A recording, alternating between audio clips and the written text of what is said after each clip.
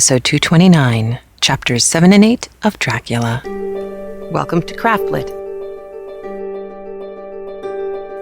the podcast for crafters who love books. My name is Heather Ordover, and I'm podcasting from the shores of the Potomac in Virginia, the Old Dominion.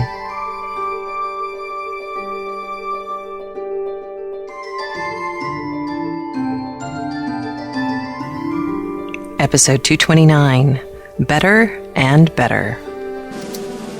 This episode of CraftLit is brought to you by Knit Circus, the online magazine featuring 3 rings of knitting, sewing, and fun. You can find out more by visiting www.knitcircus.com. Also, Tea Times Creations. You can find vintage china tea stands, fittings, and more. Visit Tea Times Creations at Etsy.com or follow the link in the show notes. And Cool for Cats, the new novel by Andrew C. Ordover. You can get it at Amazon.com or find out more from the link in the show notes. And of course, this episode and many to follow are brought to you by you. Thank you again so much. I do still have a few of the What Would Madame Defarge Knit wrist bracelets left. So, if you want one, donate to the show and I'll just send it to you. Do me a huge favor though and put your address, even if you know that PayPal has it, put it in the little notes box, because I guess if you're not buying a product that's getting sent to you, PayPal doesn't give me your address, which is nice and kind of secure and everything, but also kind of annoying when I'm sending you something. So, thank you. Listener Arlen has been writing back and forth with me. He said, take a look at the BBC show Gunpowder, Treason, and Plot, which will help you understand Guy Fawkes Day, which will be being celebrated roughly around the time that this podcast goes out. So if you don't know anything about Guy Fawkes Day, Fawkes, K-E-S. If you don't know anything about Guy Fawkes Day in the UK, it is a very interesting little piece of history, and one that includes making loud noises and fires and effigies and things like that, but in a good way. So if you don't know anything about that, you can learn by watching Gunpowder, Treason, and Plot. Arlen also had a genius idea of finding a way to set up a button where you could sign up and pick a amount and just have money sucked out of your account and donated to CraftLit regularly every month. And I looked into it, and it is a genius idea, but it also costs money through PayPal. So I'm looking into other options, but I thought that was a lovely idea that he came up with, because I forget things all the time. Now I have just a little bit of housekeeping before we get on with the good stuff. First, the winner of the gorgeous Tea Times Creations vintage China tea stand is Irina in Virginia. I hope it's Irina or Irina in Virginia. Either way. Yay, congratulations. We will be getting that out to you as soon as we can. And there are a couple of other goodies for you. One is, last year on the London, Bath and Wales trip, we did a scarf exchange, and Karen in the UK knit a gorgeous scarf for Patty. Now, last week the scarf went out on the iPhone app. This week it goes up on the website for you for free. You can take a look at a picture of it on the craftlit.com show notes and see the gorgeousness that is the Patty scarf. And if you click on the little button with the picture, you will download the PDF. I also wanted to let you know I won something at Rhinebeck in Rhinebeck Bingo, Stitchy McYarn Pants, which I just crack up every time I see her name. She organized this whole Ravelry bingo thing, and I was a square and a player, and I won a gorgeous shawl pin, which is just lovely, from Coco Noel. So I have a link to Coco Noel's shop. Take a look. Reasonably priced, very pretty, wooden and ceramic, and I think even some metal shawl pins. So very nice. Wanted to let you know about that. And also, if you haven't taken a look at the What Would Jane Austen Knit thing from Interweave, Shannon and Meg and Erica and I all got extremely creative in a very Victorian sense. And there is a scavenger hunt hidden throughout the classifieds of the What Would Jane Austen Knit magazine. So knock yourselves out and scour the advertisements. There's an advertisement in the main section and then more in the classifieds. Some people are having quite a lot of fun hunting around in there. So it was just fun. We had a good time. So have fun looking at that. Take a look at the shawl pin store, Coco Noel, and download your own copy of Patty's Scarf, the gorgeous scarf by Karen in the UK. And this month we also have some incentives for donations. Now, as I said, I'll just keep sending little wine-colored rubber What Would Madame Defarge Knit bracelets if you would like one. So please let me know. If you donate to the show, let me know in the little PayPal form. There's a little notes section. Just tell me you want one or you don't want one. If you do want one, make sure your address is there. And I'll just keep sending them out until I run out because they're for you guys anyway. But along with that, we have a lovely skein of yarn. You can see the picture at craftlit.com on the show notes from Amy Tiskevich, who is spinning, dyeing, doing all sorts of gorgeous things. There is enough yarn in this skein to make a Wilhelmina shawlette from the What Would Madame Defarge Knit book. So very excited about that. Again, I cut up all the little names and I put them in a bowl and then I don't look and then I draw names for the winners of these incentives. So at the end of November, you've got the yarn from Amy and you also have a chance to win Vampires, Werewolves, and Zombies, the Compendium Monstrum, which is the book that one of our listeners, Margaret Rubiano, worked on. And, it's a little pocket book, but it has lots of really interesting, creepy information about vampires, werewolves, and zombies, which is kind of cool. And it includes fold-out maps and record pages. It's pretty nifty, I do have to say. So, some of you, historically, when you have donated to the show and there's been an incentive drawing, some of you have said, I'm not a knitter, I'm not interested in the yarn, please make sure it goes to someone else. I'm not a spinner, I don't need the fiber, make sure it goes to someone else. If you are in that category, whether with the book, the yarn, or the wristbands, just put a little note in the section where you can put notes on the PayPal form, and I'll make sure that somebody who wants the incentive gets the incentive. We have a couple of knit-alongs that are starting up for the What Would Madame Defarge Knit projects. This month, November, is the Oz month. The month of Oz. We will have Dawn and Gretchen will be hosting knit-alongs or crochet-alongs, as it were, for all of the Oz projects.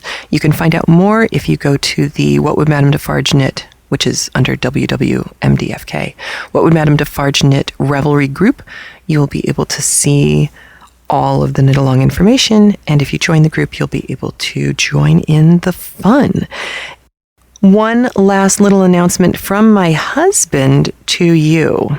A recent Studio 360, which I know many of you listen to, had an interview with the woman who wrote a new book, which is evidently very hot, which of course means I haven't read it, called The Tiger's Wife. He said there's a lot of Eastern European, kind of mythic, vampire-y, legendy kinds of superstitious-y stuff going on in the book. And he thought it sounded like it would be right up everyone's alley if Dracula is something that you are interested in. So, The Tiger's Wife. I will put a link to the book. And if I can find it, I'll put a link to the Studio 360 for you as well. Now, I do have an odd request, and it is this. I am going to put a link to a page And I'm going to give you instructions for where to look on that page because it's one of those bloody awful pages where you can't link to the actual item. If any of you have the capability, capacity, or interest in cutting or laser cutting sheets of metal in order to make bookmarks, you know the kind I'm talking about, the kinds of bookmarks that allow you to use the bookmark like a paper clip so that one part of the metal goes over the page and one part of the metal goes under the page. It kind of paper clips the page so that you can identify what page you are on when you are reading. If you have this capability, capacity, or interest, get in touch with me because listener, friend of the show, and rad designer Hunter Hammerson found something, and I am quite intrigued. Heather at craftlit.com will get you to me, and I will chit-chat with you about this idea. Now, there has been a lot of news that has flown by my head this week. However, I am tossing it all into the air and letting it fall where it will because I just didn't feel right about not playing 2 chapters for you today. I know, you can thank me later, but here's the thing. We have a listener who has a gorgeous voice. You remember way back with Turn of the Screw, how great Nicole's voice was, but there was kind of funky audio stuff going on there, and I know it drove some of you crazy, and some of you didn't mind at all, but she had this really rich, kind of super sexy voice. Well, we have a listener who has an equally interesting voice for listening, and she has graced us generously with that voice for what could have been a very dry section of text. So this week leading into Thanksgiving, we have so much to be thankful for, and one of those things is Barbara Edelman. She will be reading almost the entirety of Chapter 7 that we listened to first today. Now, before we listen to Barbara, there are a few things you need to know about this chapter of Dracula.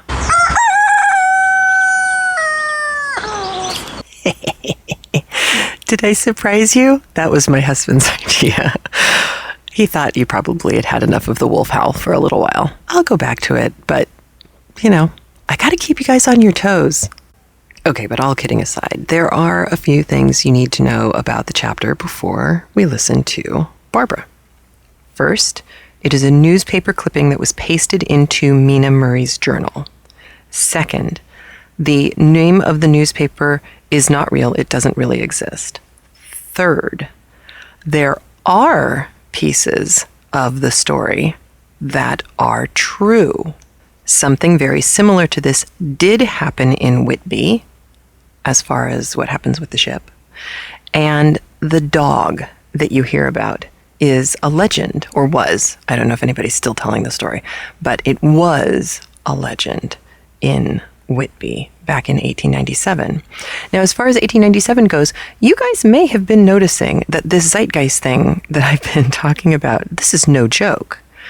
I mean, there's the whole, what would Jane Austen, what would all those things going, but there's this whole other Dracula thing that's happening now. And I know part of it is, 'tis the season, it's Dracula, it's Halloween, it's all that stuff.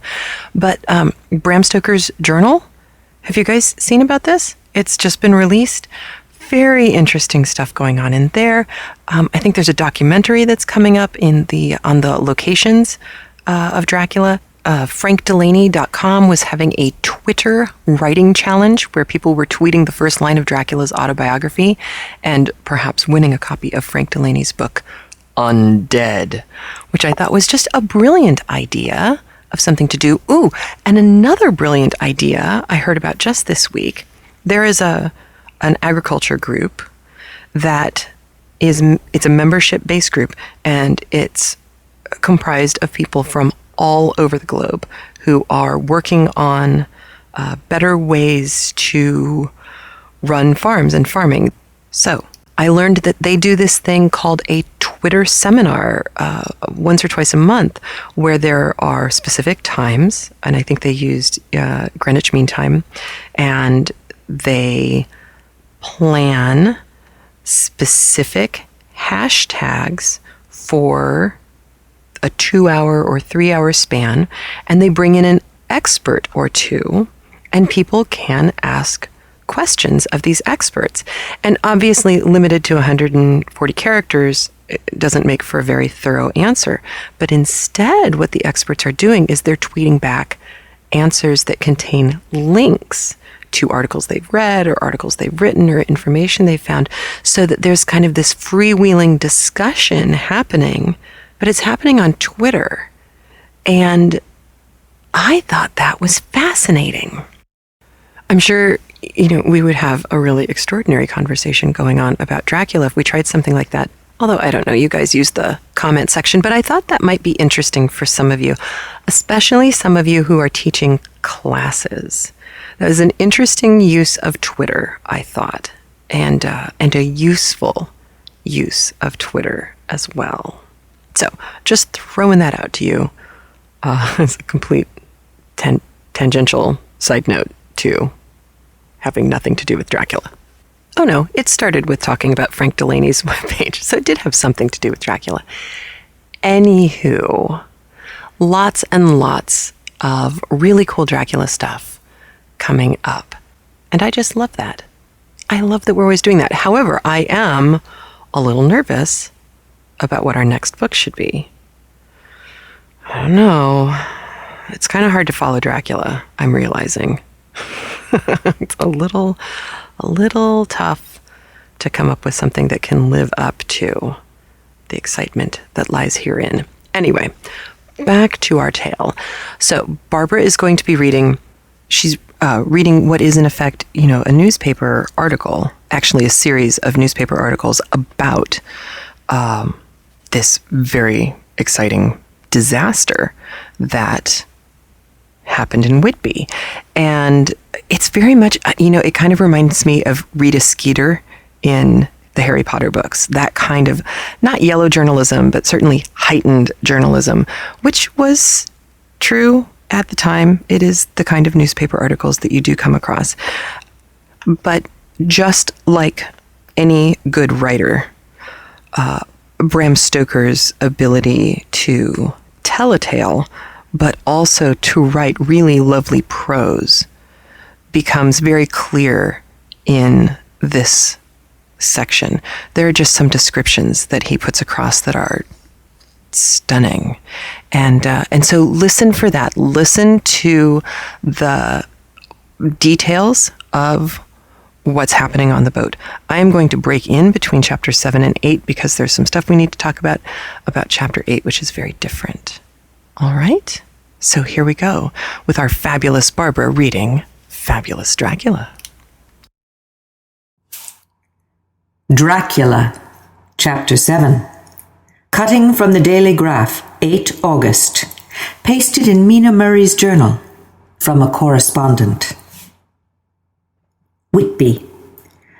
One of the greatest and suddenest storms on record has just been experienced here, with results both strange and unique. The weather had been somewhat sultry, but not to any degree uncommon in the month of August. Saturday evening was as fine as was ever known, and the great body of holiday makers laid out yesterday for visits to Mulgrave Woods, Robin Hood's Bay, Rig Mill, Runswick States, and the various trips in the neighborhood of Whitby. The steamers Emma and Scarborough made trips up and down the coast, and there was an unusual amount of tripping both to and from Whitby. The day was unusually fine till the afternoon, when some of the gossips who frequent the East Cliff churchyard and from that commanding eminence watch the wide sweep of sea visible to the north and east, called attention to a sudden show of mares' tails high in the sky to the northwest. The wind was then blowing from the southwest in the mild degree, which in barometrical language is ranked number 2 light breeze. The Coast Guard on duty at once made report, and one old fisherman, who for more than half a century has kept watch on weather signs from the East Cliff, foretold in an emphatic manner the coming of a sudden storm. The approach of sunset was so very beautiful, so grand in its masses of splendidly colored clouds, that there was quite an assemblage on the walk along the cliff in the old churchyard to enjoy the beauty. before the sun dipped below the black mass of Kettleness standing boldly athwart the western sky. Its downward way was marked by myriad clouds of every sunset color: flame, purple, pink, green, violet, and all the tints of gold, with here and there masses not large, but of seemingly absolute blackness in all sorts of shapes, as well outlined as colossal silhouettes. The experience was not lost on the painters, and doubtless some of the sketches of the prelude to the Great Storm will grace the Royal Academy of Arts and the Royal Institute walls in May next. More than one captain made up his mind then and there that his cobble or his mule, as they term the different classes of boats, would remain in the harbor till the storm had passed. The wind fell away entirely during the evening, and at midnight there was a dead calm, a sultry heat, and that prevailing intensity which, on the approach of thunder, affects persons of a sensitive nature. There were but few lights at sea, for even the coasting steamers, which usually hugged the shore so closely, kept well to seaward, and but few fishing boats were in sight. The only sail noticeable was a foreign schooner with all sails set, which was seemingly going westwards.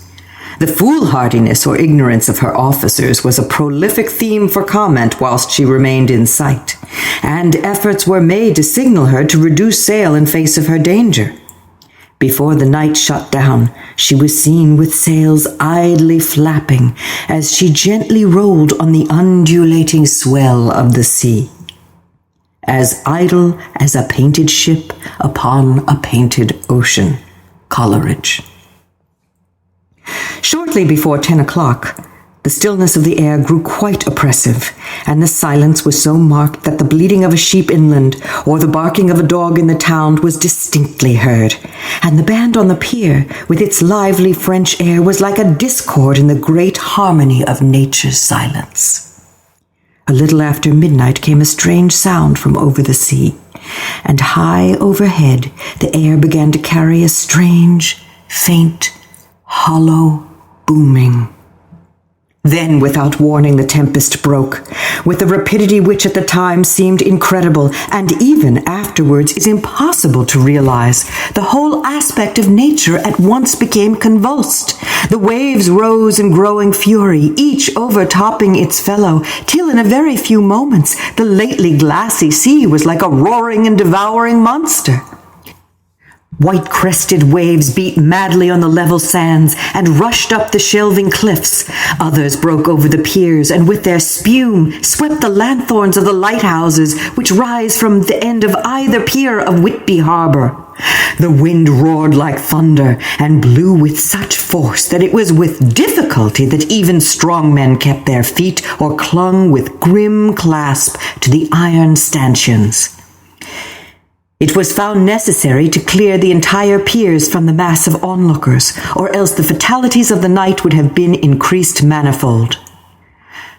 To add to the difficulties and dangers of the time, masses of sea fog came drifting inland. White, wet clouds which swept by in ghostly fashion, so dank and damp and cold that it needed but little effort of imagination to think that the spirits of those lost at sea were touching their living brethren with the clammy hands of death. And many a one shuddered as the wreaths of sea mist swept by. At times the mist cleared, and the sea for some distance could be seen in the glare of the lightning, which now came thick and fast, followed by such sudden peals of thunder that the whole sky overhead seemed trembling under the shock of the footsteps of the storm.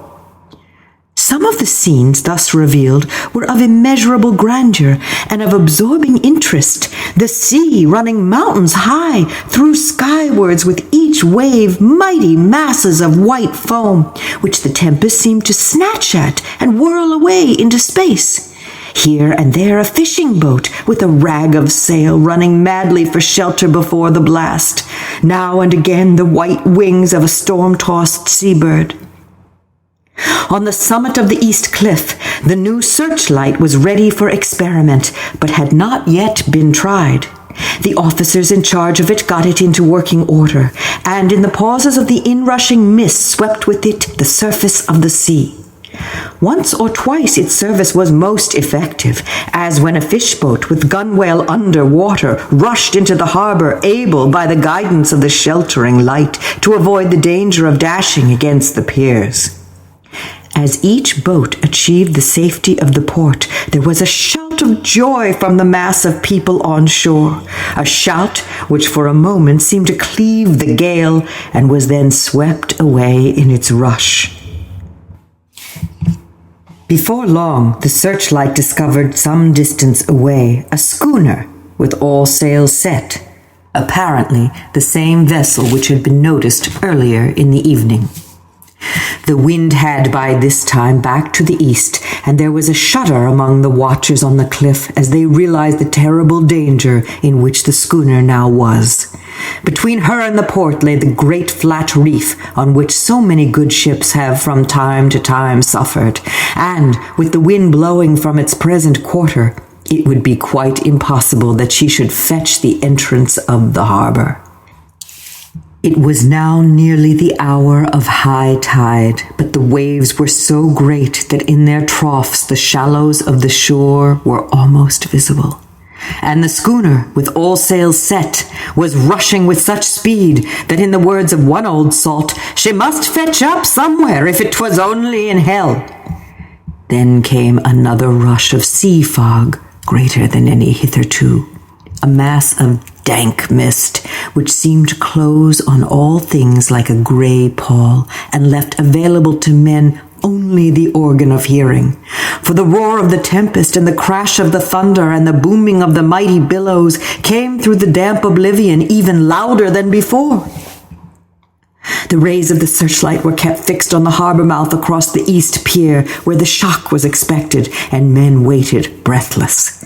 The wind suddenly shifted to the northeast, and the remnant of the sea fog melted in the blast, and then, mirabile dictu, between the piers, leaping from wave to wave as it rushed along at headlong speed, swept the strange schooner before the blast with all sails set, and gained the safety of the harbor. The searchlight followed her, and a shudder ran through all who saw her, for lashed to the helm was a corpse with drooping head which swung horribly to and fro at each motion of the ship. No other form could be seen on deck at all.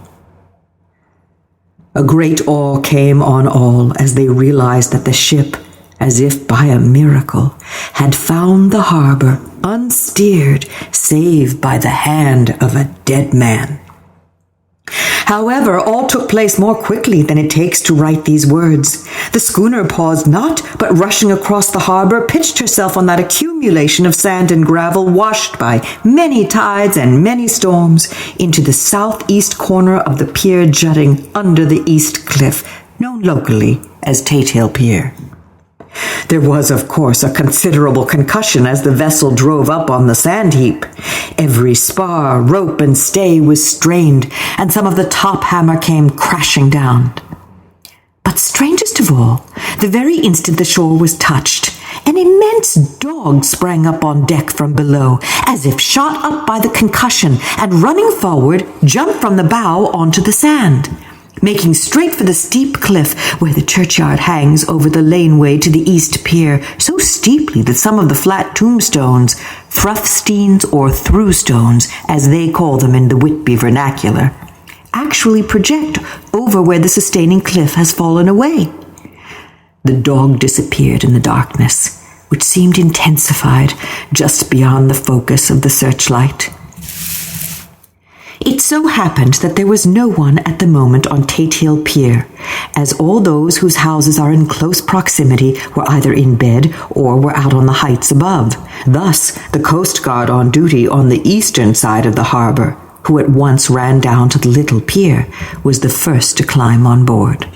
The men working the searchlight, after scouring the entrance of the harbor without seeing anything, then turned the light on the derelict ship and kept it there. The Coast Guard ran aft, and when he came beside the wheel, bent over to examine it, and recoiled at once as though under some sudden emotion. This seemed to pique general curiosity, and quite a number of people began to run. It is a good way round from the West Cliff by the drawbridge to Tate Hill Pier, but your correspondent is a fairly good runner and came well ahead of the crowd. When I arrived, however, I found already assembled on the pier a crowd whom the Coast Guard and police refused to allow to come on board. By the courtesy of the chief boatman, I was, as your correspondent, permitted to climb on deck, and was one of a small group who saw the dead seaman whilst actually lashed to the wheel. It was no wonder that the Coast Guard was surprised or even awed, for not often can such a sight have been seen. The man was simply fastened by his hands, tied one over the other to a spoke of the wheel. Between the inner hand and the wood was a crucifix, the set of beads on which it was fastened being around both wrists and wheel, and all kept fast by the binding cords. The poor fellow may have been seated at one time, but the flapping and buffeting of the sails had worked through the rudder of the wheel and dragged him to and fro, so that the cords with which he was tied had cut the flesh to the bone. Accurate note was made of the state of things, and a doctor, Surgeon J. M. Caffin of 33 East Elliott Place, who came immediately after me, declared, after making examination, that the man must have been dead for quite 2 days. In his pocket was a bottle, carefully corked, empty save for a little roll of paper, which proved to be the addendum to the log. The Coast Guard said the man must have tied up his own hands, fastening the knots with his teeth. The fact that a Coast Guard was the first on board may save some complications later on in the Admiralty Court, for Coast Guards cannot claim the salvage which is the right of the first civilian entering on a derelict. Already, however, the legal tongues are wagging, and one young law student is loudly asserting that the rights of the owner are already completely sacrificed, his property being held in contravention of the statutes of Mortmain, since the tiller, as emblem ship, if not proof of delegated possession, is held in a dead hand. It is needless to say that the dead statesman has been reverently removed from the place where he held his honorable watch and ward till death, a steadfastness as noble as that of young Casabianca, and placed in the mortuary to await inquest. Already the sudden storm is passing, and its fierceness is abating. The crowds are scattering homeward, and the sky is beginning to redden over the Yorkshire wolds. I shall send, in time for your next issue, further details of the derelict ship, which found her way so miraculously into harbour in the storm. Whitby, 9 August. The sequel to the strange arrival of the derelict in the storm last night is almost more startling than the thing itself. It turns out that the schooner is a Russian from Varna and is called the Demeter. She is almost entirely in ballast of silver sand, with only a small amount of cargo, a number of great wooden boxes filled with mould. This cargo was consigned to a Whitby solicitor, Mr. S.F. Billington of 7 The Crescent, who this morning went aboard and formally took possession of the goods consigned to him.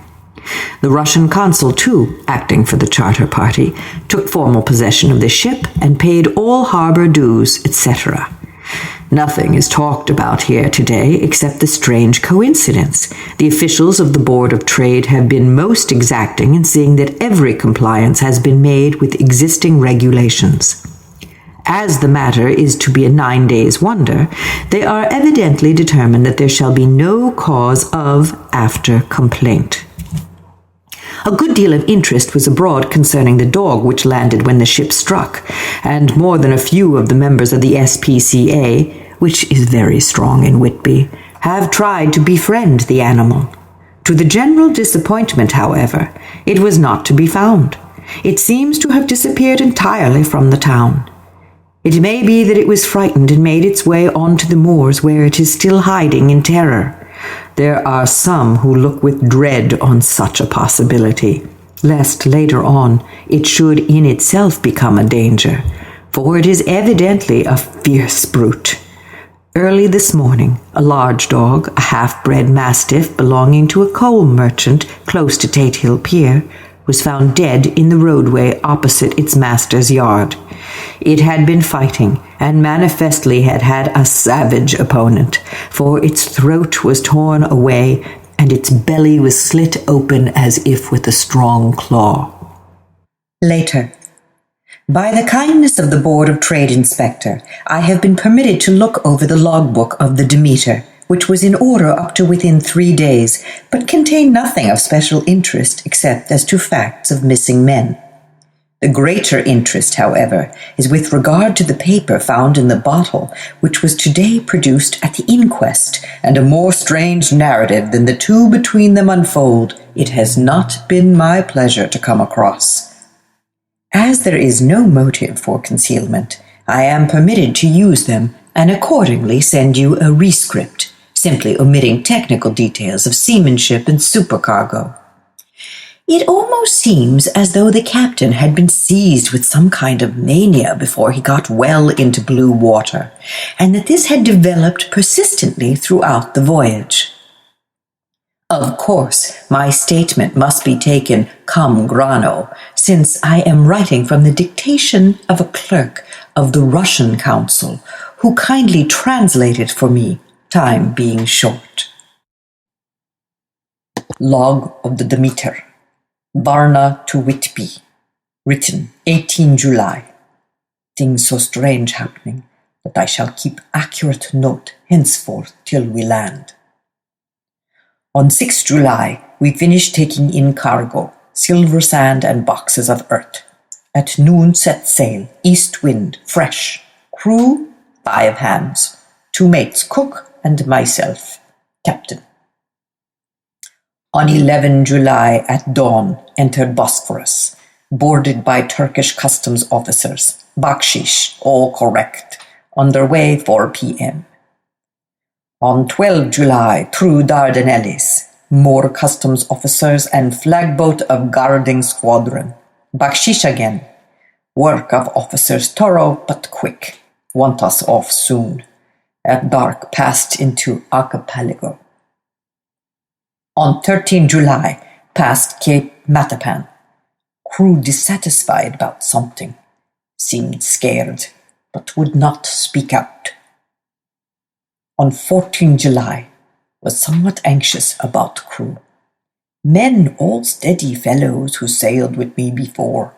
Mate could not make out what was wrong.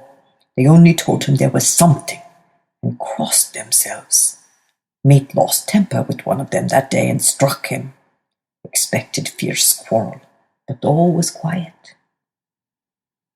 On 16 July, mate reported in the morning that one of the crew, Petrovsky, was missing. Could not account for it. Took larboard watch 8 bells last night. Was relieved by Abramov, but did not go to bunk. Men more downcast than ever. All said they expected something of the kind, but would not say more than that. Said there was something aboard. Mate getting very impatient with them. Fear trouble ahead. On 17 July, yesterday, one of the men, Olgaran, came to my cabin and in an awestruck way confided to me that he thought there was a strange man aboard the ship. He said that in his watch he had been sheltering behind the deckhouse as there was a rainstorm. Then he saw a tall, thin man who was not like any of the crew come up the companionway and go along the deck forward and disappear. He followed cautiously, but when he got to bow, found no one, and the hatchways were all closed. He was in a panic of superstitious fear, and I am afraid the panic may spread. To allay it, I shall today search entire ship carefully from stem to stern. Later in the day, I got together the whole crew and told them, as they evidently thought there was someone on the ship, we would search from stem to stern. First mate angry, said it was folly, and to yield to such foolish ideas would demoralize the men. Said he would engage to keep them out of trouble with the handspike. I let him take the helm, while the rest began thorough search, all keeping abreast, with lanterns. We left no corner unsearched. As there are only the big wooden boxes, there were no odd corners where a man could hide. Men much relieved when search over, and went back to work cheerfully. First mate scowled, but said nothing. 22nd July. Rough weather last 3 days, and all hands busy with sails. No time to be frightened. Men seem to have forgotten their dread, made cheerful again, all on good terms. Praised men for work in bad weather, past Gibraltar and out through straits, all well. 24 July. There seems some doom over this ship. Already a hand short and entering on the Bay of Biscay with wild weather ahead, yet last night another man lost, disappeared. Like the first, he came off his watch and was not seen again. Men all in a panic of fear sent a round robin asking to have double watch, as they feared to be alone. Mate violent. Feared there will be trouble, as either he or the men will do some violence. 28 July. 4 days in hell, knocking about in a sort of maelstrom, and the wind a tempest. No sleep for anyone. Men all worn out. Hardly know how to set a watch, since no one fit to go on. Second mate volunteered to steer and watch, and let men snatch a few hours' sleep. Wind abating. Sea still terrific, but feel them less, as ship is steadier. 29 July. Another tragedy. Had single watch tonight, as crew too tired to double. When morning watch came on deck, could find no one except steersman. Raised outcry, all came on deck. Thorough search, but no one found. Are now without second mate and crew in panic. Mate and I agreed to go armed henceforth and wait for any sign of cause. 30 July. Last night. Rejoiced we are nearing England. Weather fine, all sails set. Retired, worn out, slept soundly. Awaked by mate telling me that both men of watch and steersman missing. Only self and mate and 2 hands left to work ship. 1st August. 2 days of fog and not a sail sighted. Had hoped when in the English Channel to be able to signal for help or get in somewhere. Not having power to work sails, have to run before wind. Dare not lower, as could not raise them again. We seem to be drifting to some terrible doom. Mate now more demoralized than either of men. His stronger nature seems to have worked inwardly against himself. Men are beyond fear, working stolidly and patiently, with minds made up to the worst. They are Russian, he Romanian. 2nd August, midnight. Woke up from few minutes' sleep by hearing a cry, seemingly outside my port. Could see nothing in the fog. Rushed on deck, ran against mate. Tells me heard cry and ran, but no sign of man on watch. 1 more gone. Lord help us. Mate says we must be past Straits of Dover, as in a moment of fog lifting he saw North Foreland, just as he heard the man cry out. If so, we are now off in the North Sea, and only God can guide us in the fog, which seems to move with us. And God seems to have deserted us. August 3rd. At midnight I went to relieve the man at the wheel, but when I got to it found no one there. The wind was steady, and as we ran before it, there was no yawing. I dared not leave it, so shouted for the mate. After a few seconds, he rushed up on deck in his flannels. He looked wild-eyed and haggard, and I greatly fear his reason has given way. He came close to me and whispered hoarsely, with his mouth to my ear, as though fearing the very air might hear. "It is here. I know it now. On the watch last night, I saw it, like a man, tall and thin and ghastly pale. It was in the bow and looking out. I crept behind it and gave it my knife, but the knife went through it, empty as the air." And as he spoke, he took his knife and drove it savagely into space. Then he went on. "But it is here, and I'll find it. It is in the hold, perhaps in one of those boxes. I'll unscrew them one by one and see. You work the helm." And with a warning look and a finger on his lip, he went below.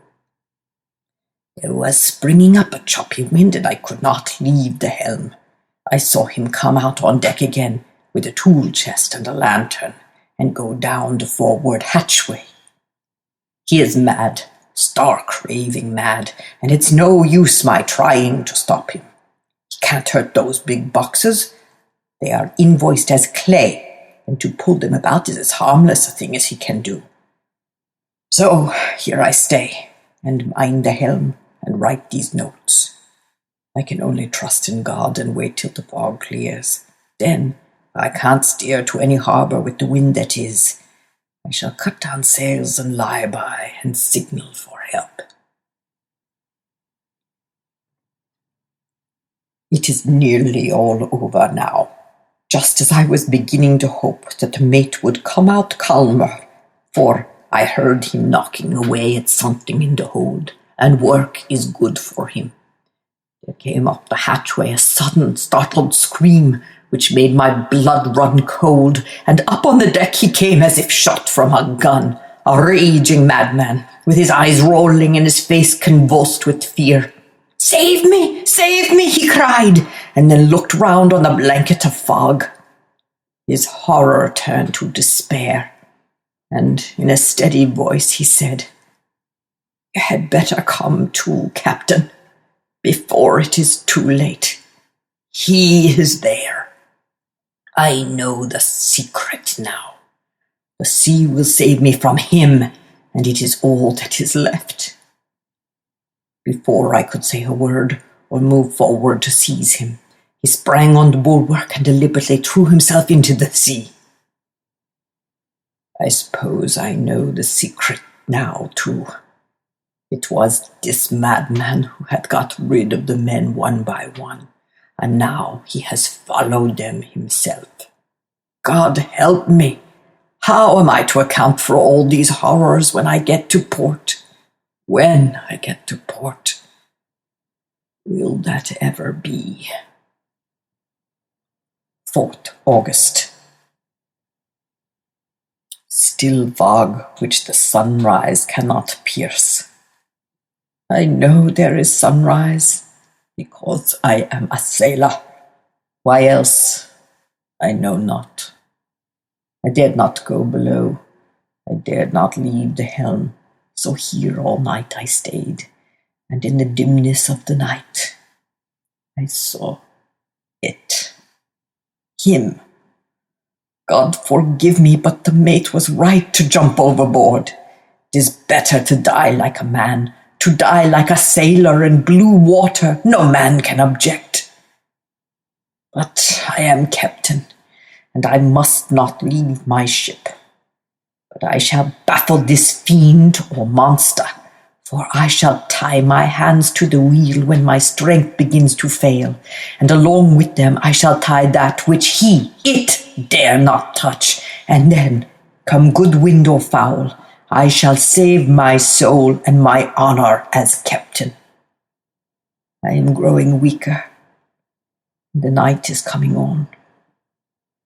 If he can look me in the face again, I may not have time to act. If we are wrecked, mayhap this bottle may be found, and those who find it may understand. If not, well, then all men shall know that I have been true to my trust. God and the Blessed Virgin and the saints help a poor, ignorant soul trying to do his duty. Of course, the verdict was an open one. There is no evidence to adduce, and whether or not the man himself committed the murder, there is now none to say. The folk hold almost universally here that the captain is simply a hero, and he is to be given a public funeral. Already it is arranged that his body is to be taken with a train of boats up the Esk for a piece, then brought back to Tate Hill Pier and up the Abbey steps, for he is to be buried in the churchyard on the cliff. The owners of more than 100 boats have already given in their names as wishing to follow him to the grave. No trace has ever been found of the great dog, at which there is much mourning, for with public opinion in its present state, he would, I believe, be adopted by the town. Tomorrow we'll see the funeral, and so will end this one more mystery of the sea. Mina Murray's Journal. 8th August. Lucy was very restless all night, and I too could not sleep. The storm was fearful, and as it boomed loudly among the chimney-pots it made me shudder. When a sharp puff came it seemed to be like a distant gun. Strangely enough, Lucy did not wake, but she got up twice and dressed herself. Fortunately, each time I awoke in time and managed to undress her without waking her, and got her back in bed. It is a very strange thing, this sleep-walking, for as soon as her will is thwarted in any physical way, her intention, if there be any, disappears, and she yields herself almost exactly to the routine of her life. Early in the morning we both got up and went down to the harbour to see if anything had happened in the night. There were very few people about, and though the sun was bright and the air clear and fresh, the big, grim-looking waves that seemed dark themselves because the foam that topped them was like snow, forced themselves in through the mouth of the harbour like a bullying man going through a crowd. Somehow I felt glad that Jonathan was not on the sea last night, but on land. But oh, is he on land or sea? Where is he, and how? I am getting fearfully anxious about him. If I only knew what to do, and could do anything. 10th August. The funeral of the poor sea captain to-day was most touching. Every boat in the harbour seemed to be there, and the coffin was carried by captains all the way from Tate Hill Pier up to the churchyard. Lucy came with me, and we went early to our old seat, whilst the cortege of boats went up the river to the viaduct and came down again. We had a lovely view, and saw the procession nearly all the way. The poor fellow was laid to rest near our seat, so that we stood on it when the time came and saw everything. Poor Lucy seemed much upset. She was restless and uneasy all the time, and I cannot but think that her dreaming at night is telling on her. She is quite odd in one thing. She will not admit to me that there is any cause for restlessness, or if there be, she does not understand it herself. There is an additional cause, in that poor Mr. Swales was found dead this morning on our seat, his neck being broken. He had evidently, as the doctor said, fallen back in the seat in some sort of fright, for there was a look of fear and horror on his face that the men said made them shudder. Poor dear old man. Lucy is so sweet and sensitive that she feels influences more acutely than other people do. Just now she was quite upset by a little thing which I did not much heed, though I myself am very fond of animals. One of the men who came up here often to look for the boats was followed by his dog. The dog is always with him. They are both quiet persons, and I never saw the man angry, nor heard the dog bark. During the service the dog would not come to its master, who was on the seat with us, but kept a few yards off, barking and howling. Its master spoke to it gently, and then harshly, and then angrily. But it would neither come nor cease to make a noise. It was in a fury, with its eyes savage, and all its hair bristling out like a cat's tail when puss is on the warpath. Finally the man too got angry, and jumped down and kicked the dog, and then took it by the scruff of the neck, and half dragged and half threw it on the tombstone on which the seat is fixed. The moment it touched the stone, the poor thing began to tremble. It did not try to get away, but crouched down, quivering and cowering, and was in such a pitiable state of terror that I tried, though without effect, to comfort it. Lucy was full of pity too, but she did not attempt to touch the dog, but looked at it in an agonized sort of way. I greatly fear that she is of too supersensitive a nature to go through the world without trouble. She will be dreaming of this tonight, I am sure. The whole agglomeration of things, the ship steered into port by a dead man, his attitude, tied to the wheel with a crucifix and beads, the touching funeral, the dog, now furious and now in terror, will all afford material for her dreams. I think it would be best for her to go to bed tired out physically, so I shall take her for a long walk by the cliffs to Robin's Hood Bay and back. She ought not to have much inclination for sleepwalking then. Well, with such an exciting chapter as that, with so much stuff going on, I couldn't help myself. I need to give you the next chapter. Now, before we move on to chapter 8, I know some of you very bright people who listen to the show are thinking to yourself, Self, if Dracula's on that boat, and if he effectively killed everyone who was responsible for steering that boat, why would he do that? That's just kind of dumb. I mean, he wound up having to guide the ship through what we can only imagine is some sort of supernatural guidance system. I mean, he was changing the winds. I don't know if you caught that, but the wind would have been pushing the Demeter out of the bay. And then the wind shifted and purposefully pushed the ship into the bay. Now, the really cool, interesting thing is that really happened. Not the dead man lashed to the wheel, nor the entry of a vampire into Whitby, but that event of a ship in a storm that was kind of out of control, actually running itself aground, missing the shoals, missing a reef where it could have cracked up, and getting itself into the inlet and up onto the sand. That really happened. And it happened before Bram Stoker wrote this. He read the news article about it. So that's kind of cool, but it still leaves us with this kind of question of, well, why would Stoker do that? I mean, so far, everything in the book has made a lot of sense. You know, everything, you can see the pieces being put out on the chessboard, as I have said often about different books. I have a theory, and my theory is this. Once Bram Stoker read that news article, he knew that he wanted something that dramatic as the entry for Dracula into England.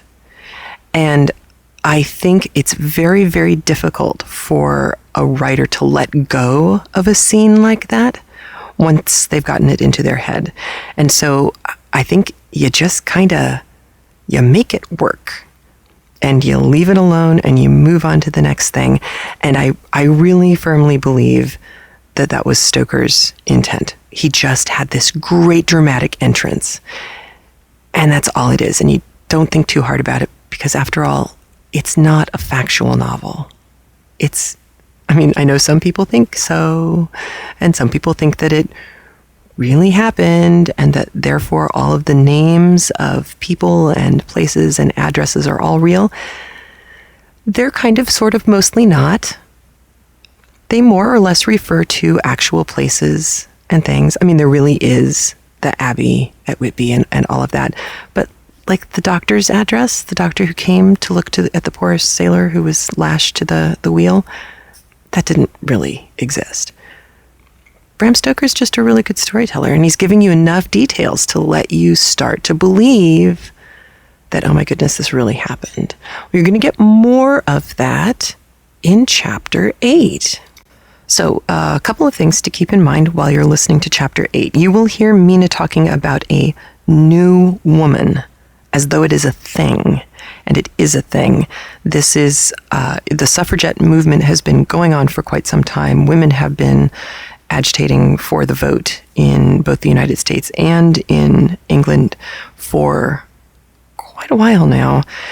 And there was this idea of a new woman, a woman who would reject tradition and not wear corsets and would get jobs and all of this stuff. And it's very interesting because the women who were writing in favor of that sound exactly like Gloria Steinem.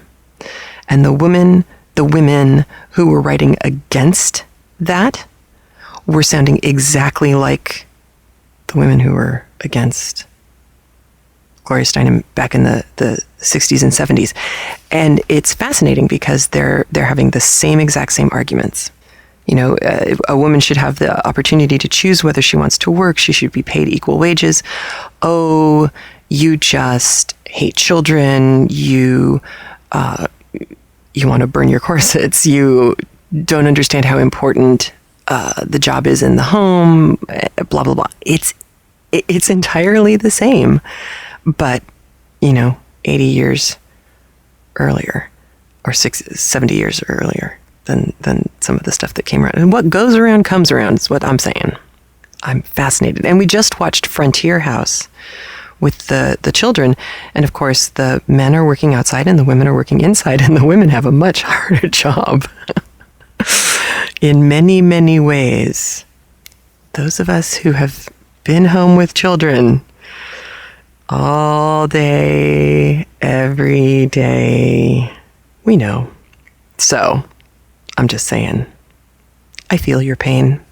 And Mina, while she is not, I would not put her in the category of one of these new women. She is not radical. She is not angry about anything yet.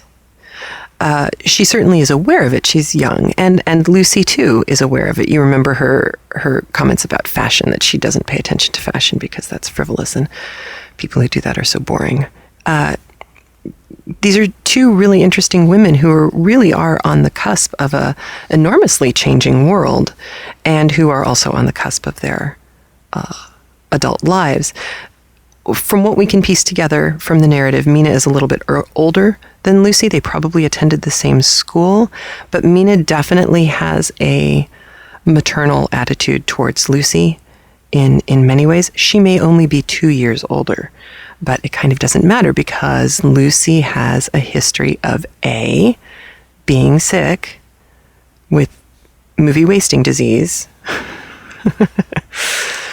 Movie wasting disease is what we call the disease that happens in movies where women just kind of slowly, suddenly die, and then they show a close-up of her handkerchief and there's blood there. Of course, it's probably tuberculosis, but a lot of the movies never actually say anything, and so my husband and I started calling it movie wasting disease. Lucy does not have movie wasting disease. She probably has asthma, if anything, and she has trouble breathing, but she also has this trouble with sleepwalking. Now, Mina is quite aware of it, and therefore we can deduce that they were probably roommates. She knows this about Lucy, and she also knows how to help it. So there's some interesting stuff and interesting history going on around that.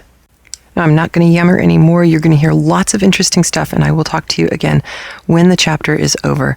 You get a lot of different voices today, and a lot happens. So here we go with chapter 8. And Mina Murray's journal. Same day, 11:00 p.m. Oh, but I am tired. If it were not that I had made my diary a duty, I should not open it tonight. We had a lovely walk. Lucy, after a while, was in gay spirits, owing, I think, to some dear cows who came nosing towards us in a field close to the lighthouse, and frightened the wits out of us. I believe we forgot everything, except, of course, personal fear, and it seemed to wipe the slate clean and give us a fresh start.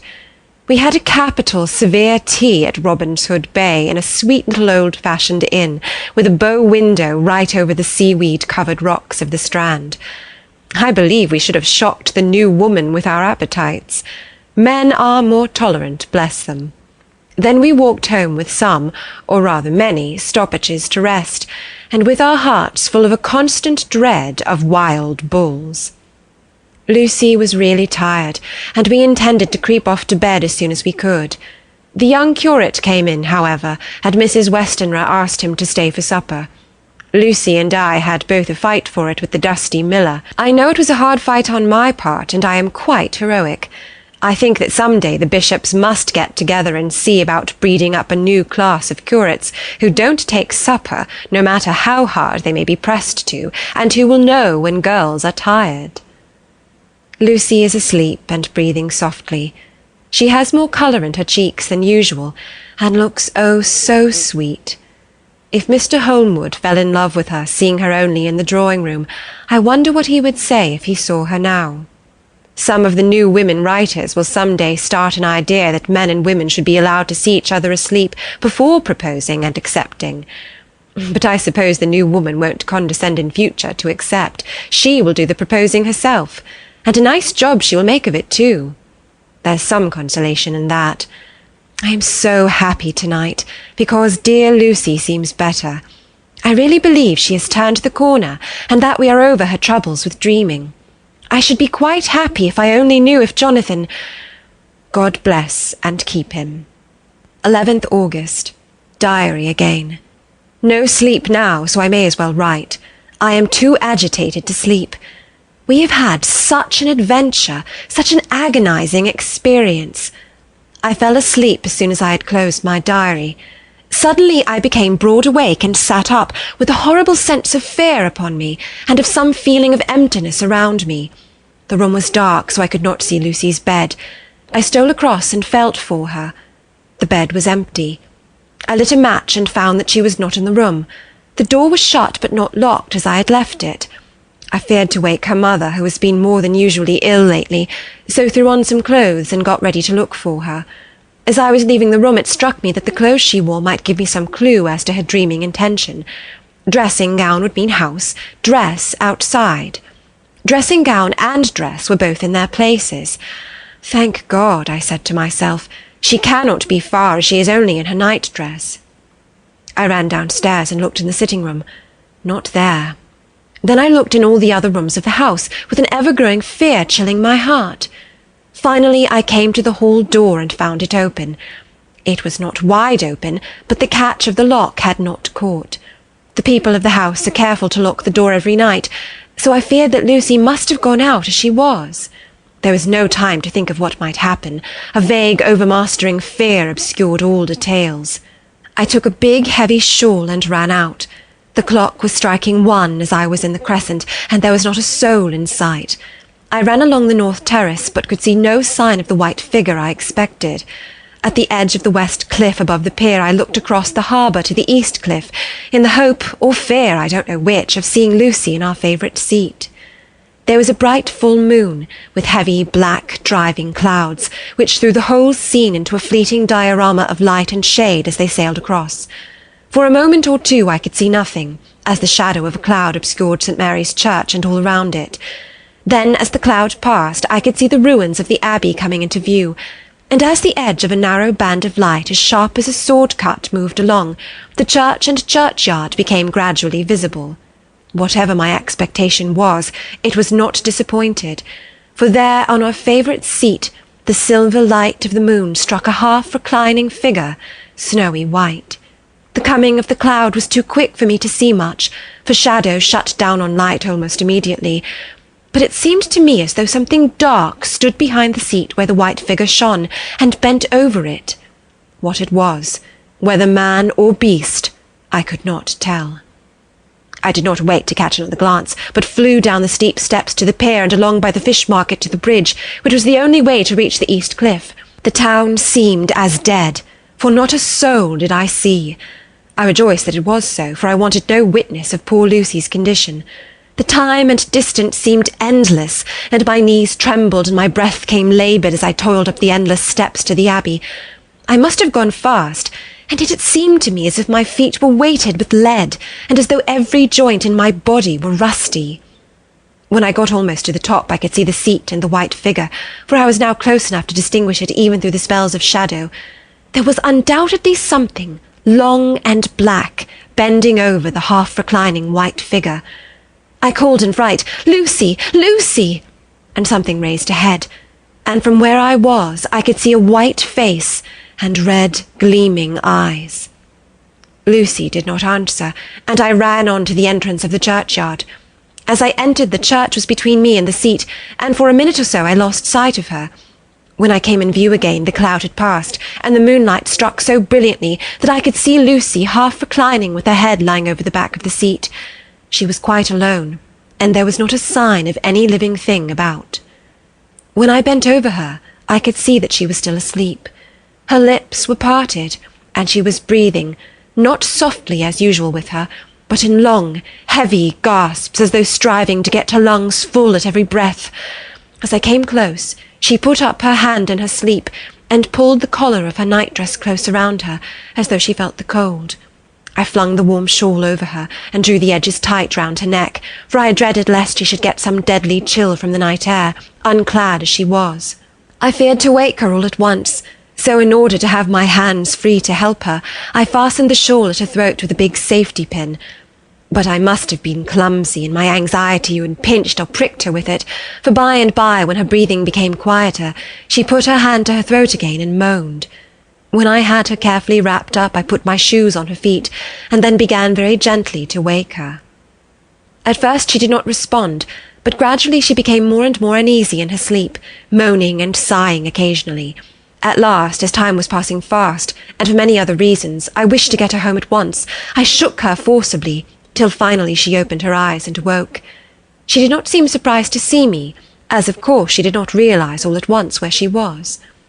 Lucy always wakes prettily, and even at such a time, when her body must have been chilled with cold, and her mind somewhat appalled at waking unclad in a churchyard at night, she did not lose her grace. She trembled a little and clung to me. When I told her to come at once with me home, she rose without a word, with the obedience of a child. As we passed along, the gravel hurt my feet, and Lucy noticed me wince. She stopped and wanted to insist upon my taking my shoes, but I would not. However, when we got to the pathway outside the churchyard, where there was a puddle of water remaining from the storm, I daubed my feet with mud, using each foot in turn on the other, so that, as we went home, no one, in case we should meet anyone, should notice my bare feet. Fortune favoured us, and we got home without meeting a soul. Once we saw a man who seemed not quite sober, passing along a street in front of us. But we hid in a door till he had disappeared up an opening such as there are here, steep little closes, or wynds, as they call them in Scotland. My heart beat so loud all the time sometimes I thought I should faint. I was filled with anxiety about Lucy, not only for her health, lest she should suffer from the exposure, but for her reputation in case the story should get wind. When we got in and washed our feet, and had said a prayer of thankfulness together, I tucked her into bed. Before falling asleep, she asked, even implored me not to say a word to anyone, even her mother, about her sleepwalking adventure. I hesitated at first to promise, but on thinking of the state of her mother's health, and how the knowledge of such a thing would fret her, and think, too, of how such a story might become distorted, nay, infallibly would, in case it should leak out, I thought it wiser to do so. I hope I did right. I have locked the door, and the key is tied to my wrist, so perhaps I shall not be again disturbed. Lucy is sleeping soundly. The reflex of the dawn is high and far over the sea. Same day, noon. All goes well. Lucy slept till I woke her, and seemed not to have even changed her side.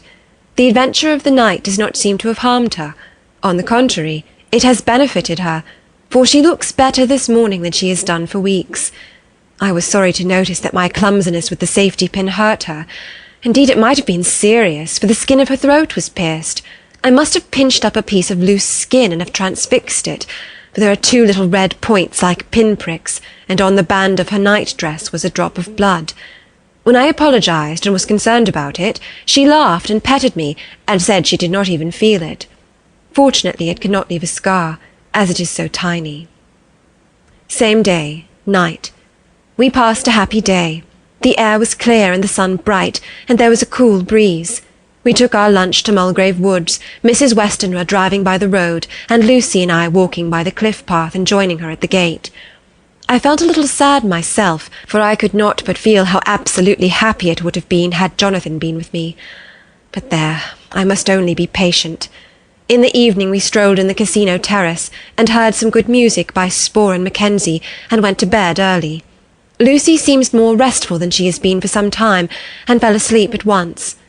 I shall lock the door and secure the key the same as before, though I do not expect any trouble tonight. 12th August. My expectations were wrong, for twice during the night I was wakened by Lucy trying to get out. She seemed, even in her sleep, to be a little impatient at finding the door shut, and went back to bed under a sort of protest. I woke at the dawn, and heard the birds chirping out of the window. Lucy woke too, and I was glad to see was even better than on the previous morning. All her old gaiety of manner seemed to have come back, and she came and snuggled in beside me and told me all about Arthur.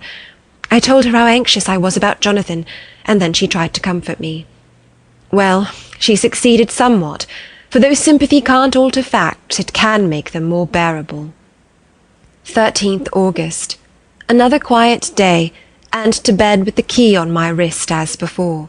Again I woke in the night and found Lucy sitting up in bed, still asleep, pointing to the window. I got up quietly, and pulling aside the blind, looked out. It was a brilliant moonlight, and the soft effect of the light over the sea and sky, merged together in one great silent mystery, was beautiful beyond words. Between me and the moonlight flitted a great bat, coming and going in great whirling circles. Once or twice it came quite close, but was, I suppose, frightened at seeing me, and flitted away across the harbour towards the Abbey. When I came back from the window, Lucy had lain down again, and was sleeping peacefully. She did not stir again all night. 14th August. On the East Cliff, reading and writing all day. Lucy seems to have become as much in love with the spot as I am, and it is hard to get her away from it when it is time to come home for lunch or tea or dinner. This afternoon she made a funny remark. We were coming home for dinner, and had come to the top of the steps up from the West Pier and stopped to look at the view as we generally do. The setting sun, low down in the sky, was just dropping behind Kettleness.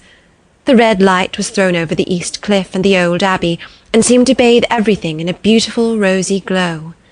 We were silent for a while, and suddenly Lucy murmured as if to herself, "His red eyes again. They are just the same." It was such an odd expression, coming apropos of nothing, that it quite startled me.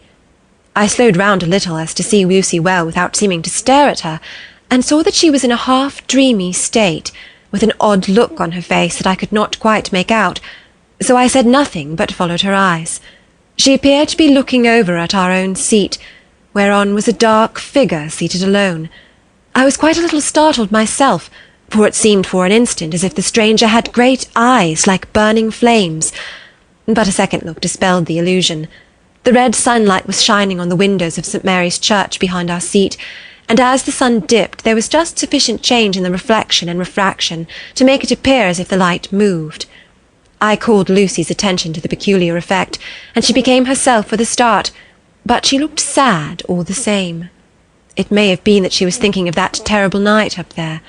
We never refer to it, so I said nothing and we went home to dinner. Lucy had a headache and went early to bed. I saw her asleep and went out for a little stroll myself. I walked along the cliffs to the westward, and was full of sweet sadness, for I was thinking of Jonathan. When coming home it was then bright moonlight, so bright that, though the front of our part of the crescent was in shadow, everything could be well seen. I threw a glance up at our window, and saw Lucy's head leaning out. I opened my handkerchief and waved it. She did not notice or make any movement whatever.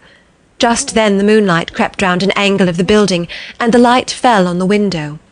There distinctly was Lucy with her head lying up against the side of the window-sill, and her eyes shut. She was fast asleep, and by her, seated on the window-sill, was something that looked like a good-sized bird. I was afraid she might get a chill, so I ran upstairs, but as I came into the room she was moving back to her bed, fast asleep and breathing heavily. She was holding her hand to her throat, as though to protect it from the cold. I did not wake her, but tucked her up warmly. I have taken care that the door is locked and the window securely fastened. She looks so sweet as she sleeps, but she is paler than is her wont, and there is a drawn, haggard look under her eyes which I do not like. I fear she is fretting about something. I wish I could find out what it is. 15th August. Rose later than usual. Lucy was languid and tired, and slept on after we had been called. We had a happy surprise at breakfast. Arthur's father is better, and wants the marriage to come off soon. Lucy is full of quiet joy, and her mother is glad and sorry at once. Later on in the day she told me the cause. She is grieved to lose Lucy as her very own, but is rejoiced that she is soon to have someone to protect her. Poor dear sweet lady. She confided to me that she has got her death warrant. She has not told Lucy, and has made me promise secrecy. Her doctor told her that within a few months, at most, she must die, for her heart is weakening. At any time, even now, a sudden shock would be almost sure to kill her. Ah, we were wise to keep from her the affair of the dreadful night of Lucy's sleepwalking. 17th August. No diary for 2 whole days. I have not had the heart to write. Some sort of shadowy pall seems to be coming over our happiness. No news from Jonathan, and Lucy seems to be growing weaker, whilst her mother's hours are numbering to a close. I do not understand Lucy's fading away as she is doing. She eats well and sleeps well, and enjoys the fresh air, but all the time the roses in her cheeks are fading, and she gets weaker and more languid day by day. At night I hear her gasping as if for air. I keep the key of our door always fastened to my wrist at night, but she gets up and walks about the room, and sits at the open window. Last night I found her leaning out when I woke up, and when I tried to wake her, I could not. She was in a faint. When I managed to restore her, she was as weak as water, and cried silently between long, painful struggles for breath. When I asked her how she came to be at the window, she shook her head and turned away. I trust her feeling ill may not be from that unlucky prick of the safety pin. I looked at her throat just now as she lay asleep, and the tiny wounds seem not to have healed.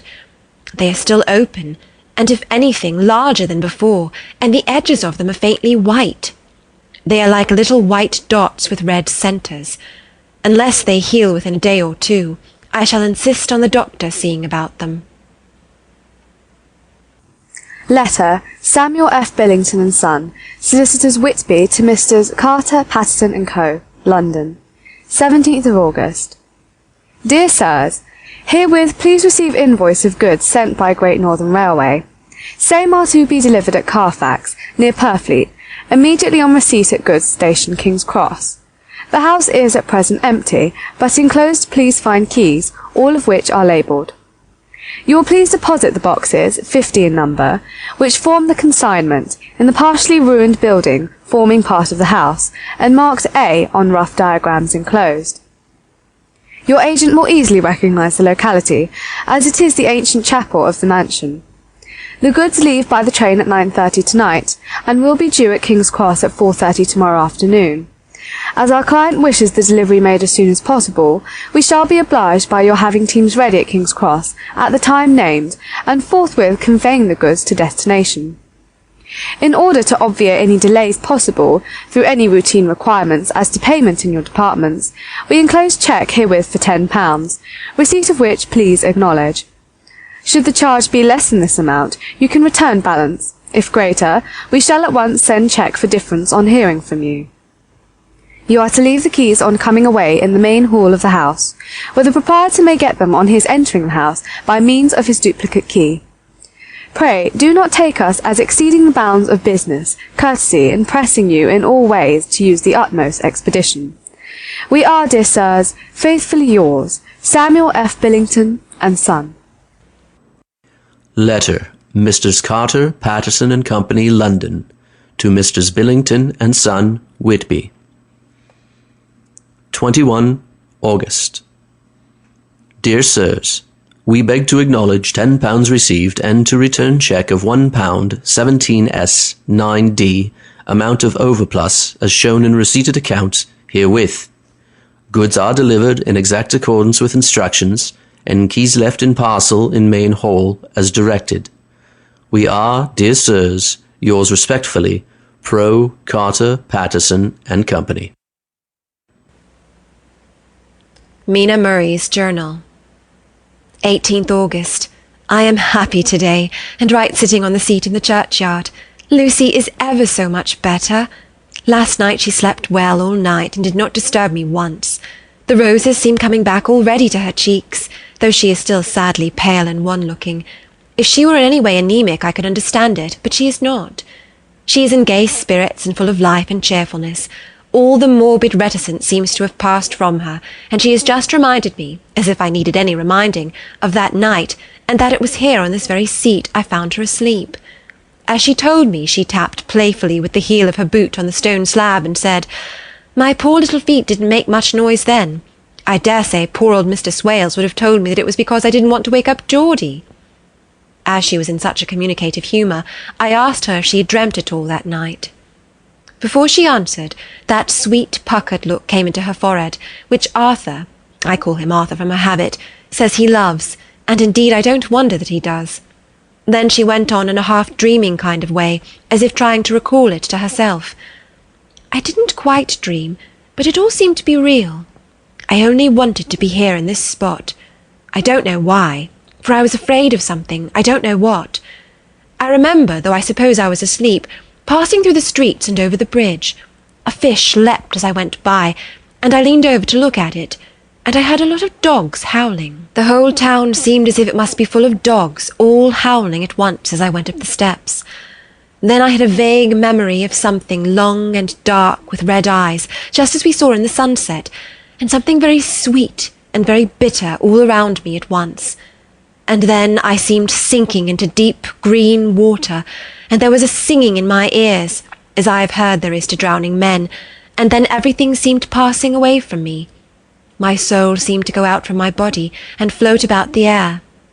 I seemed to remember that once the West Lighthouse was right under me, and then there was a sort of agonizing feeling, as if I were in an earthquake, and I came back and found you shaking my body. I saw you do it before I felt you. Then she began to laugh.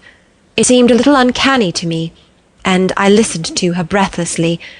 I did not quite like it, and thought it better not to keep her mind on the subject, so we drifted on to another subject, and Lucy was like her old self again. When we got home the fresh breeze had braced her up, and her pale cheeks were really more rosy. Her mother rejoiced when she saw her, and we all spent a very happy evening together. 19th August. Joy, joy, joy! Although not all joy. At last, news of Jonathan. The dear fellow has been ill, that is why he did not write. I am not afraid to think it or to say it, now that I know. Mr. Hawkins sent me on the letter, and wrote himself, oh, so kindly. I am to leave in the morning and go over to Jonathan, and to help to nurse him, if necessary, and to bring him home. Mr. Hawkins says it would not be a bad thing if we were to be married out there. I have cried over the good sister's letter till I can feel it wet against my bosom where it lies. It is of Jonathan, and must be near my heart, for he is in my heart. My journey is all mapped out, and my luggage ready. I am only taking one change of dress. Lucy will bring my trunk to London and keep it till I send for it may be that... I must write no more. I must keep it to say to Jonathan, my husband. The letter that he has seen and touched must comfort me till we meet. Letter, Sister Agatha, Hospital of St. Joseph and St. Mary, Budapest, to Miss Wilhelmina Murray. 12th of August. Dear Madam, I write by desire of Mr. Jonathan Harker, who is himself not strong enough to write, though progressing well, thanks to God and St. Joseph and St. Mary. He has been under our care for nearly 6 weeks, suffering from a violent brain fever. He wishes me to convey his love, and to say that by this post I write for him to Mr. Peter Hawkins, Exeter, to say, with his dutiful respects, that he is sorry for his delay, and that all of his work is completed. He will require some few weeks' rest in our sanatorium in the hills, but will then return. He wishes me to say that he has not sufficient money with him, and that he would like to pay for his staying here, so that others who need shall not be wanting for help. Believe me, yours with sympathy and all blessings, Sister Agatha. P.S. My patient being asleep, I open this to let you know something more. He has told me all about you, and that you are shortly to be his wife. All blessings to you both. He has had some fearful shock, so says our doctor, and in his delirium his ravings have been dreadful, of wolves and poison and blood, of ghosts and demons, and I fear to say of what. Be careful of him always, that there may be nothing to excite him of this kind for a long time to come. The traces of such an illness as his do not lightly die away. We should have written long ago, but we knew nothing of his friends, and there was nothing on him, nothing that anyone could understand. He came in the train from Klausenburg, and the guard was told by the station master there that he rushed into the station shouting for a ticket for home. Seeing from his violent demeanour that he was English, they gave him a ticket for the furthest station on the way thither that the train reached. Be assured that he is well cared for. He has won all hearts by his sweetness and gentleness. He is truly getting on well, and I have no doubt will in a few weeks be all himself. But be careful of him for safety's sake. There are, I pray to God and Saint Joseph and Saint Mary, many, many happy years for you both. Dr. Seward's Diary, 19 August. Strange and sudden change in Renfield last night. About 8 o'clock, he began to get excited and sniff about as a dog does when setting. The attendant was struck by his manner, and knowing my interest in him, encouraged him to talk. He is usually respectful to the attendant, and at times servile, but tonight the man tells me he was quite haughty, would not condescend to talk with him at all. All he would say was, "I don't want to talk to you. You don't count now. The master is at hand." The attendant thinks it's some sudden form of religious mania which has seized him. If so, we must look out for squalls, for a strong man with homicidal and religious mania at once might be dangerous. The combination is a dreadful one. At 9 o'clock I visited him myself. His attitude to me was the same as that to the attendant. In his sublime self-feeling, the difference between myself and the attendant seemed to him as nothing. It looks like religious mania, and he will soon think that he himself is God.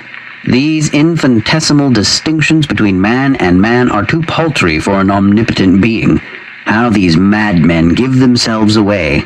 The real God taketh heed lest a sparrow fall. But the God created from human vanity sees no difference between an eagle and a sparrow.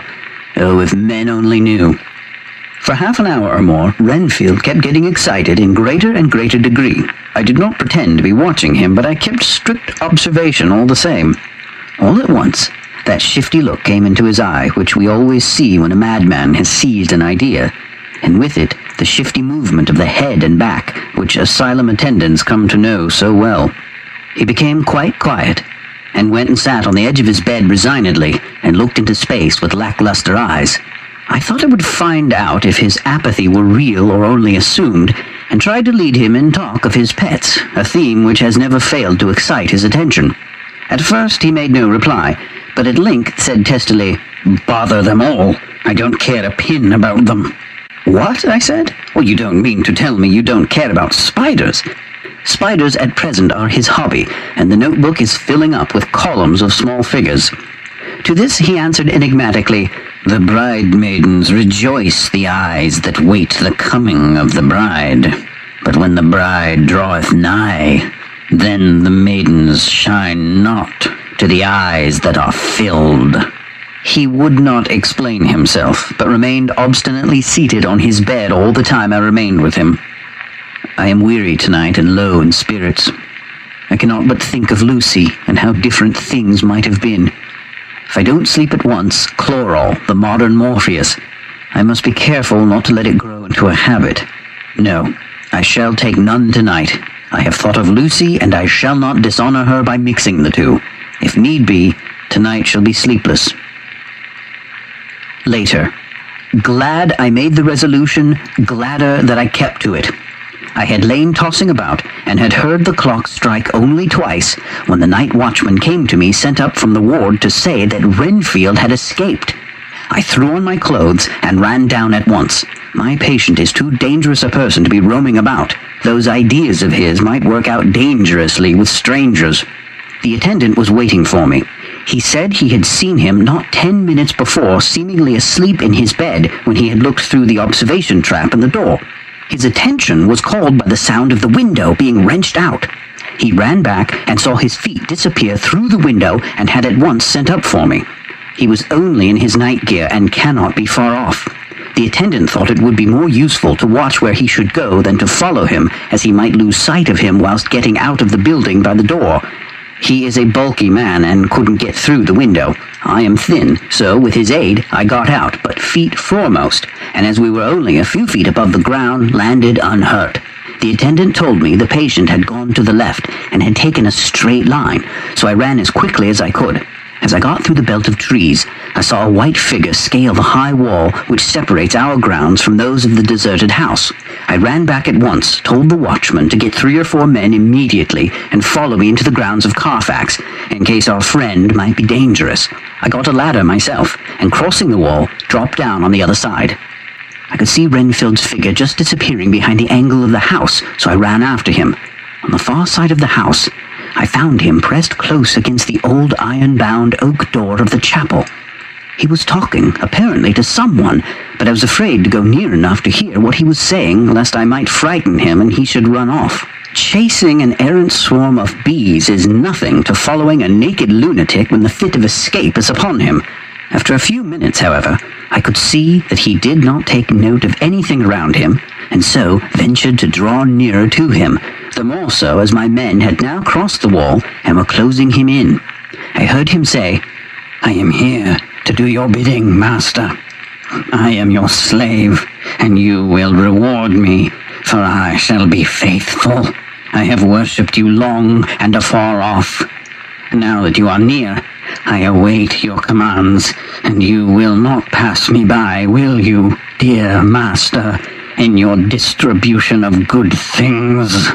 He is a selfish old beggar anyhow. He thinks of the loaves and fishes even when he believes his is in a real presence. His manias make a startling combination. When we closed in on him, he fought like a tiger. He is immensely strong, for he was more like a wild beast than a man. I never saw a lunatic with such a paroxysm of rage before, and I hope I shall not again. It is a mercy that we have found out his strength and his danger in good time. With strength and determination like his, he might have done wild work before he was caged. He is safe now at any rate. Jack Shepherd himself couldn't get free from the strait waistcoat that keeps him restrained, and he's chained to the wall in the padded room. His cries are at times awful, but the silences that follow are more deadly still, for he means murder in every turn and movement. Just now, he spoke coherent words for the first time. "I shall be patient, master. It is coming, coming, coming." So I took the hint and came to. I was too excited to sleep, but this diary has quieted me, and I feel I shall get some sleep tonight. So, a few interesting things happening in there. Poor Mr. Swales. That's the first thing. And Lucy. And Mina. Clever Mina. Putting mud on her feet so that her bare feet wouldn't show. She's a smart cookie, that one. And so you've really seen your first encounter with Dracula here on the shores of the Sceptred Isle. He is. And you've also seen what it's doing to Renfield. Now, Renfield becomes a topic of quite a bit of discussion in literature because Renfield was nuts. I'm using the technical terminology. Renfield was nuts before Dracula showed up, so there's a question. Was Dracula tied into Renfield's antenna way back when he was in Transylvania? Or was Renfield just sensitive to something like Dracula, and so that he was already kind of wide open, waiting for a transmission. And then when Dracula shows up, wow, this is so cool. Now it's real. And I'm not going to tell you one way or t'other. I will tell you, though, Jack Shepherd, who Dr. Seward refers to, was a criminal who was arrested 5 times and escaped 4 times. The last time they managed to keep him. But he escaped from some pretty amazing prisons. And so the point is that even Jack Shepherd wouldn't get away. And certainly Renfield won't, from what Seward has tied him into. Oh, and speaking of all that, Marat Sade in England is on stage, and people are walking out of the theater because it is so vile. And it is. So, there you are. Don't need to go. Could read the play. Could watch Quills, actually, I think. Probably just as well. Oh, also that convoluted thing that Renfield said about bridesmaids and brides. It was to sum up, that bridesmaids look really great until the bride shows up, and then you don't notice the bridesmaid anymore because the bride is so beautiful. That's all he was saying. Don't forget, incentives for the month of November: Vampire, Werewolves, and Zombies. Some gorgeous yarn. Plus, if you donate to the show and give me your address, I will send you a What Would Madame Defarge Knit wristband, if you so desire. I hope you have a great week. I will talk to you soon. Take care. Bye. Please remember to support the people who support CraftLit. Visit Knit Circus online magazine, offering 3 rings of knitting, sewing, and fun. You can check out the latest issue at www.knitcircus.com. And What Would Madame Defarge Knit? A new book of knit and crochet patterns coming to you from the CraftLit family. And please visit the blogs and sites of CraftLit supporters. Those links can be found in the sidebar of the show notes. The show notes can be found at craftlit.com. CraftLit can also be accessed by its own Android and iPhone application. You can purchase it at the iPhone or iTouch application store, or you can subscribe free at iTunes. CraftLit is made possible by the generous support of its listeners, and for that, I am truly grateful. And remember, if your hands are too busy to pick up a book, at least you can turn one on.